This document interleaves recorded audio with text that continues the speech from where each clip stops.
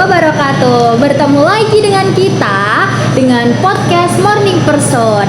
Nah, di sini kami itu akan berbincang-bincang santuy. Kalau untuk materi kali ini kita tentang kredit ya, pajak luar negeri. Nah, sebelumnya kami ini masih kedatangan tamu-tamu yang handal, masih di prodi akuntansi ya kalian ya, dari prodi akuntansi. Sebelumnya kenalin dulu ya, perkenalkan nama aku Amelia Cahya Ramadhani. Di sini saya sebagai host ya. Terus untuk selanjutnya kita perkenalan narasumber dulu. Mau dimulai dari siapa? Dari Mbak Puji? Boleh? Oke. Halo, perkenalkan nama aku Tri Puji Astuti, biasa dipanggil Puji. Aku dari Prodi Akuntansi Universitas Nahdlatul Ulama Yogyakarta. Halo Kak Puji. Hai. Selanjutnya Perkenalkan nama saya Ria Puji Astuti dari Prodi Akuntansi Universitas Nahdlatul Ulama. halo Kak Ria. Selanjutnya Halo, saya Eko Wahyu Pratama dari Prodi Akuntansi Universitas Nahdlatul Ulama Yogyakarta. halo Kak Eko. Ini yang paling senyum-senyum sendiri nih. Siapa nih? Halo, perkenalkan nama saya Firda Elvira Sari dari Prodi Akuntansi Universitas Nahdlatul Ulama Yogyakarta. Oke, halo Kak Firda. Nah, narasumber hebat kita ini dari Universitas Nahdlatul Ulama Yogyakarta, seperti itu. Nah, ini untuk prodinya sendiri, ini prodi akuntansi ya. Nah, Iya. ini kita membahas tentang kredit pajak luar negeri. Pasti kalian sudah paham ya apa itu kredit pajak luar negeri ya. Pada kesempatan kali ini kita berbincang-bincang santuy dengan narasumber-narasumber kita ya. Ini untuk yang pertama nih. Aku mau tahu nih apa sih itu kredit pajak luar negeri itu? Kalau menurut saya, kredit pajak luar negeri itu suatu proses yang diatur untuk menghindari pajak ganda bagi wajib pajak yang memiliki penghasilan di luar negeri gitu. Dan untuk undang-undangnya itu diatur dalam Undang-Undang Nomor 7 Tahun 1983 tentang pajak penghasilan. Oke. Untuk tujuannya itu untuk meringankan beban pajak ganda bagi wajib pajak dalam negeri atas penghasilan di luar negeri gitu. Oke, jadi untuk kredit pajak ini tuh ada undang-undangnya sendiri ya Mbak Firda ya. Dan undang-undangnya itu udah khusus gitu ya. Oke. Terus untuk ini batas maksimum kredit pajak luar negeri itu bagaimana sih?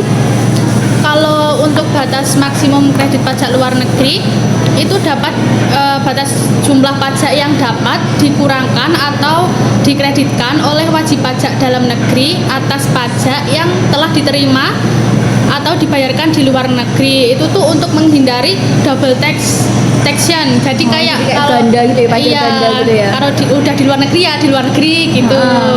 Jadi kalau di dalam negeri, kalau di luar negeri ya udah di luar negeri. Iya. Jadi nggak ada dua pajak gitu ya. Iya. Kalau ada dua pajak ya nanti kita yang Bayarnya gitu ya. Oke. Nah, terus untuk selanjutnya untuk perhitungan kredit pajak luar negeri itu bagaimana sih menurut kalian?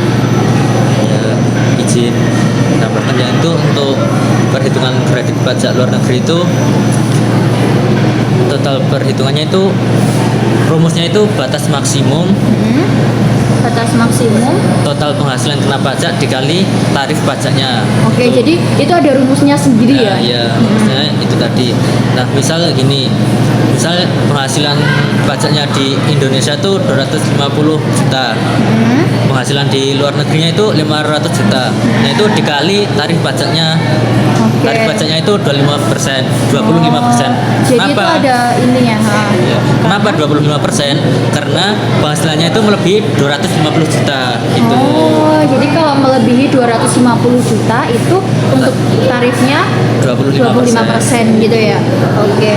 Nah, jadi ini batas maksimumnya 250 juta ditambah 500 juta dikali 25% jadinya 187 juta. Nah, itu batas maksimumnya. Ya, Batas itu. maksimum kredit pajak luar negeri ya.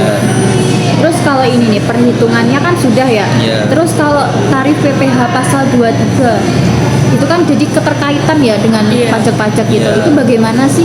Kalau tarif PPh pasal 23 itu dibagi menjadi dua. Yang satu tuh sebesar 15% dari jumlah bruto. Itu biasanya objek pajaknya tuh dividen, bunga, royalti, hadiah, penghargaan, bonus dan lain yang belum dipotong dari pajak PPh 21. Nah, kalau yang kedua itu sebesar 20% dari jumlah bruto atas biasanya tuh sewa dan penghasilan lain selain yang telah dikenai pajak PPh pasal 4 ayat 2. Terus ada imbalan sehubungan dengan jasa kayak teknik, Iya. konstruksi, konsultan gitu. Oke, jadinya untuk PPh 23 itu seperti itu ya, Mbak. Iya.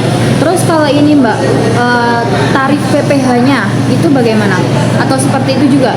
Iya, sama seperti itu. Terus kalau pasal 24 Kalau tarif PPh pasal 24 tuh dibagi per kayak dividen sendiri itu 15%, kayak bunga 20%, royalti 20%, terus kayak jasa kayak yang lain tuh kayak itu jasa-jasa konsultan, tenaga kerja itu 20% juga. jadi digolong-golongin gitu Iya, ya. Per digolongin ini sendiri. beda-beda, Iya, royalti beda. beda, gaji beda gitu ya.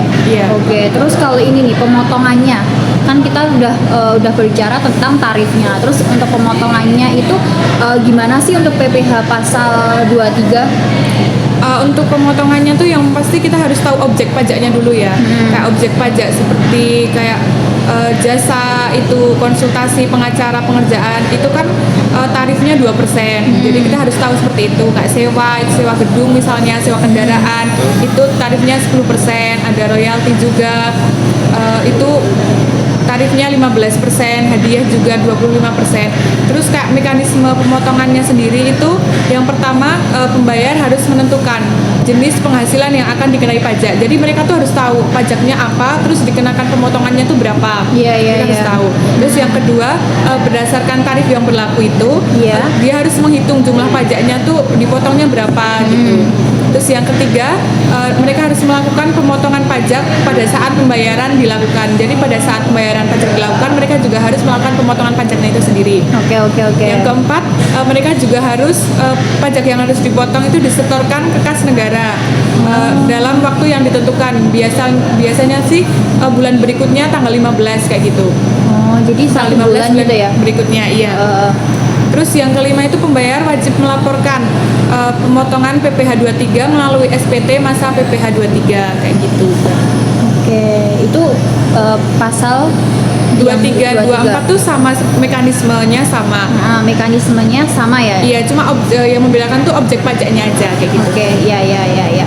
Terus ini nih, apa namanya pemotongan PPh pasal 24 tadi kan sama dengan PPh pasal 23 mekanismenya. hanya pada objeknya Iya. saja ya, seperti itu.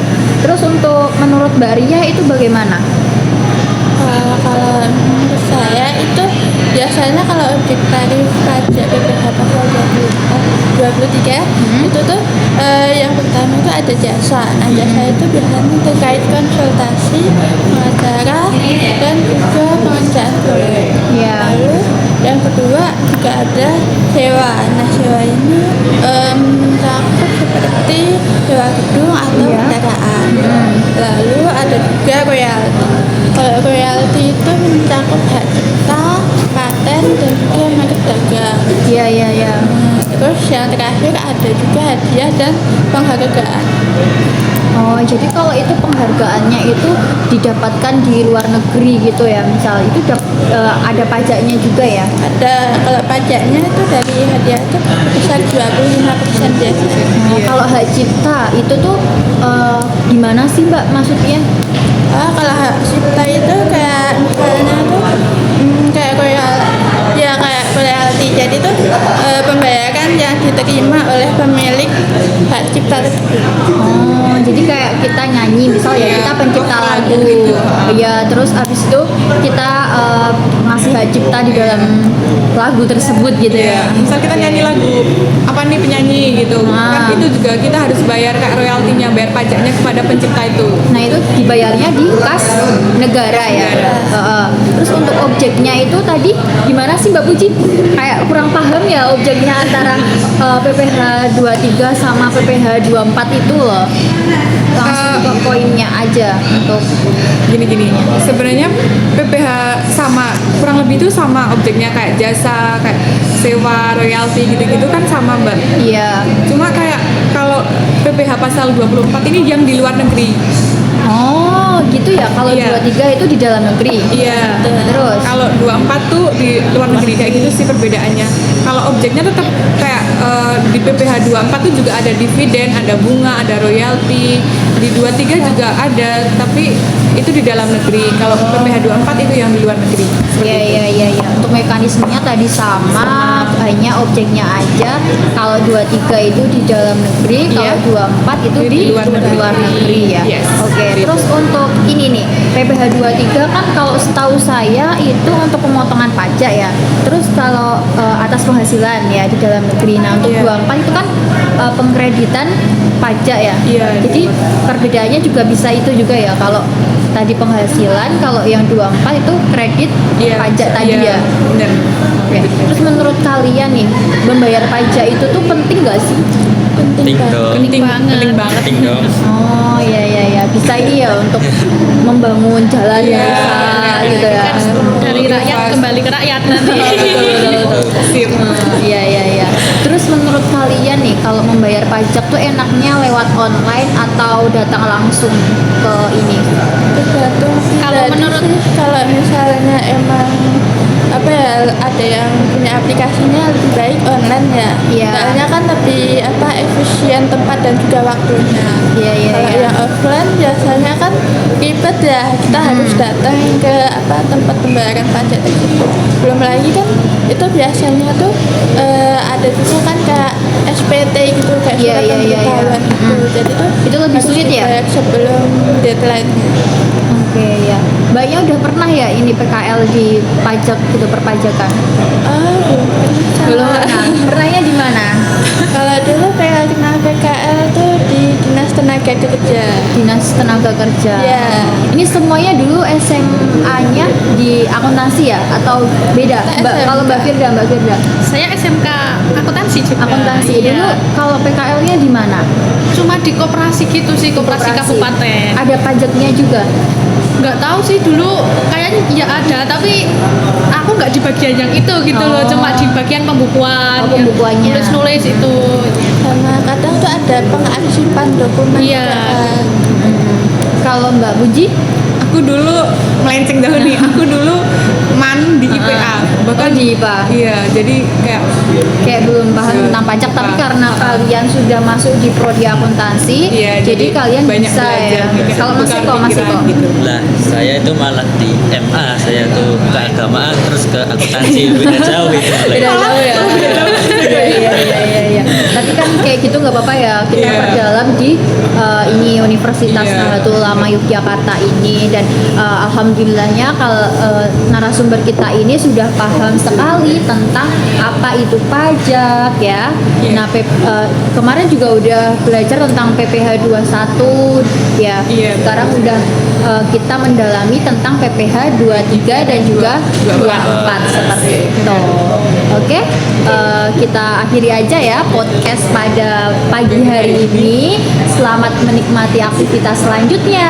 Bye bye. Terus harapkan agar suatu saat ku berjumpa lagi. Semoga saja daku sempat berkenalan denganmu dari hati ke hati, lalu bicara cinta berdua. Ingin ku mengejar 1000 bayangmu, namun apa daya tangan tak sampai. Memang benar kalau jodoh tak lari kemana, duhai kekasih. Sumpah mati padamu ku jatuh hati. Sumpah mati padamu ku jatuh cinta.